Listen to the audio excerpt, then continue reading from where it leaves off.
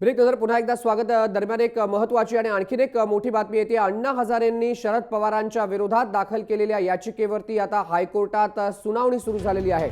बॉम्बे हायकोर्टामध्ये ही सुनावणी सुरू झालेली आहे। कोट्यावधींच्या साखर घोटाळ्या प्रकरणी याचिका अण्णा हजारेंकडून बॉम्बे हायकोर्टामध्ये दाखल करण्यात आली। शरद पवार, अजित पवार यांच्या कुटुंबावरती आणि इतर नेत्यांवरती या याचिकेमध्ये आरोप करण्यात आलेले आहेत।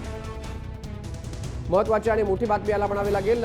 समाजसेवक अण्णा हजारे यांनी शरद पवार, अजित पवार यांच्यावरती लाखोंचा कोट्यावधी घोटाळा, साखर घोटाळा केल्याचा आरोप केला। साखर कारखाने यांची बेकायदेशीररित्या विक्री केली, चुकीच्या पद्धतीने यांची विक्री झाली आणि यामध्ये जवळपास 25,000 कोटींचा हा घोटाळा आहे असा आरोप ज्येष्ठ समाजसेवक अण्णा हजारेंनी केला। अण्णा हजारे यांनी या संपूर्ण प्रकरणामध्ये आरोप केलेले आहेत शरद पवार आणि अजित पवारांवरती। मात्र पवारांनी हे सगळे आरोप काही दिवसांपासून खोडून काढलेले आहेत। दरम्यान ज्येष्ठ समाजसेवक अण्णा हजारेंकडून याचिकेमध्ये काय आरोप केलेत ते आपण ग्राफिक्सच्या माध्यमातून जाणून घेऊया।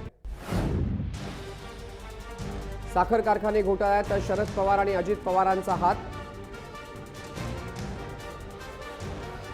त्या घोटाळ्यामुळे सरकारी तिजोरीचं 25,000 कोटींचं नुकसान झालं।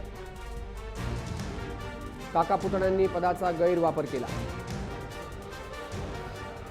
हायकोर्टाच्या आदेशानंतरही 2006 ते 2015 या कालावधीत नव्या साखर कारखान्यांना परवानगी दिली गेली। याच कालावधीमध्ये 46 कारखान्यांची बेकायदा विक्री झाली।